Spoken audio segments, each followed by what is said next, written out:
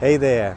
Hey, today in this video, I'm going to show you the route that I use to drive around Washington DC and Baltimore, Maryland.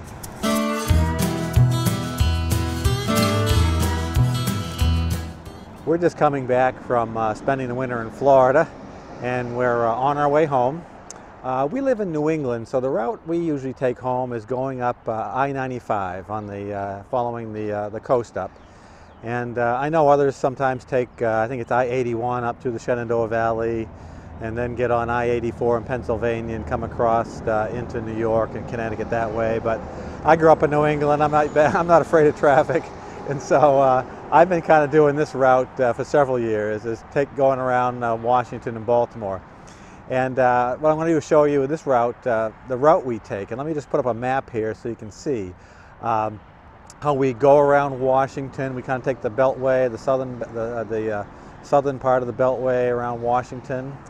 And then once we approach Baltimore, because I got an RV here, what I have to do is you cannot drive an RV with propane through the Baltimore tunnels. And so you can either go on, I think it's I-695 around to the west, which is a big loop, or you can go around to the east and take the Francis Scott Key Bridge, which is what we do. And you'll see that as we go over there.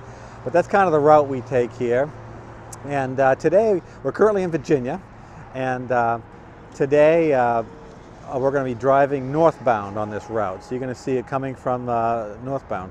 And as I get going here, I'll show you some of the key aspects of doing this drive, because it is a little busy in certain places, and timing is key. So let's get in the RV and hit the road. We're rolling on I-95 now. I showed you the route that we were taking to get up here.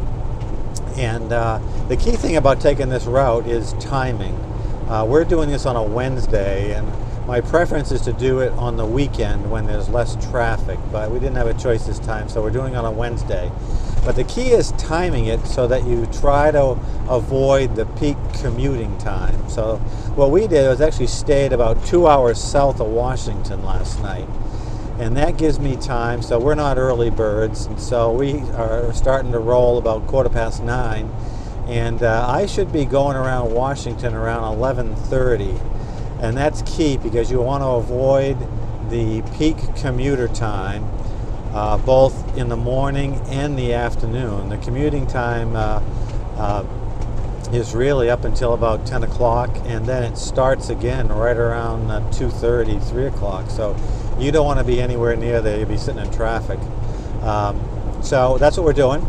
And the other key thing about always kind of starting, like we always spend the night kind of about 2 hours outside of the city, either on the north side if we're coming south, or on the south side. So we get time to gas up.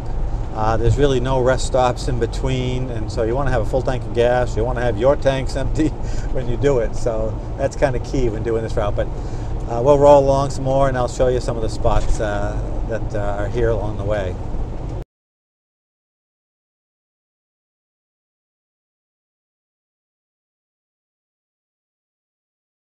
Well, I'm just outside of Fredericksburg, Virginia, which is about 45 miles south of Washington, and got a little traffic back up here. I think there's some road construction going on, but hopefully this is just a temporary thing, and hopefully we don't have 40 miles of this, but it is what it is. It's always busy around Washington. Usually southbound in the afternoon is like this all the way to Fredericksburg. So I'm hoping this is just a temporary thing, but stay tuned and I'll let you know.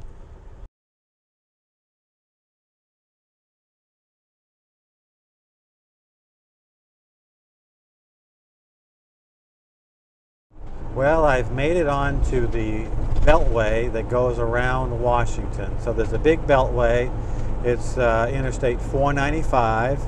And there's two ways to go on it. You can go south and the east around Washington, or you can go west and north around Washington. And I like to take follow 95. 95 kind of gets on 495 and goes on the goes east around Washington.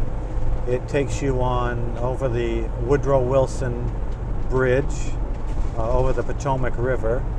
And this is about 25, 28 miles of beltway. It's a very busy road.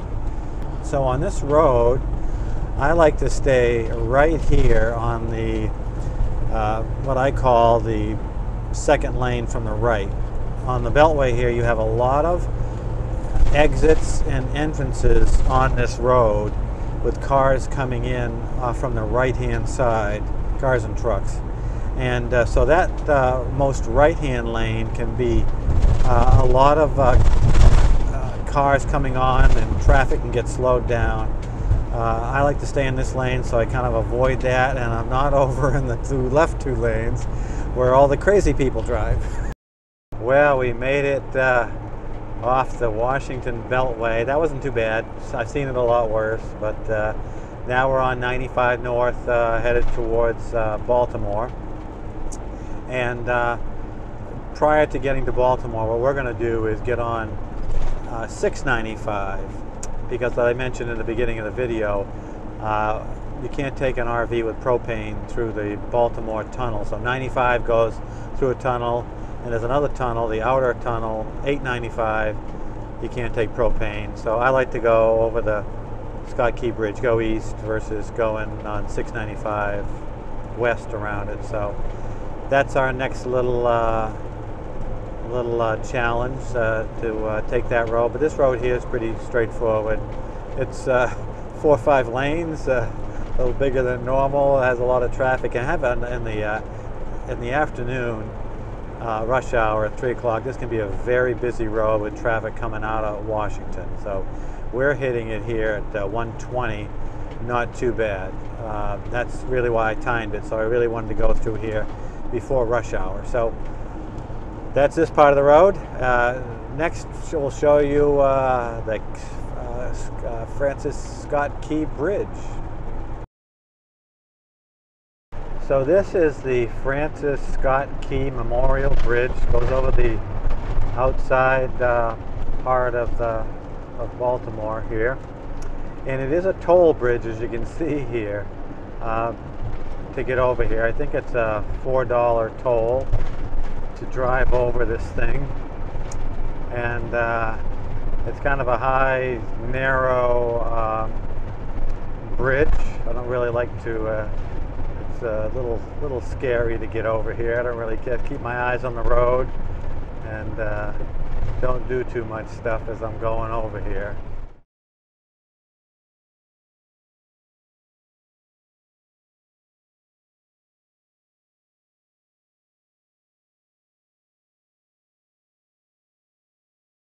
Well, that's what it's like driving around Washington and Baltimore. And as you can see, it's busy roads. It's not for the faint of heart, and that's why some folks like to avoid that area altogether and go around on I-81 up through the Shenandoah Valley and then into Pennsylvania on I-84. And I understand that. I've done this route, I don't know how many years, almost 20, 30 years now, and I've gotten used to it. I've gotten used to the traffic and stuff, so it's manageable for me. But I understand for some folks it's not manageable, and it's more something to be avoided. But I hope this was helpful to you. And this is one of the first videos where I did driving narration. So I had 2 cameras going. I had the dash cam, and I had this camera here so I can narrate. So this is, I hope to do more of this, and let me know what you think of the narration. I'm going to try to get the camera a little closer so I'm not so far away, but we'll play around with that. But hope you enjoyed it. Leave me a comment, and stay safe, and see you on down the road.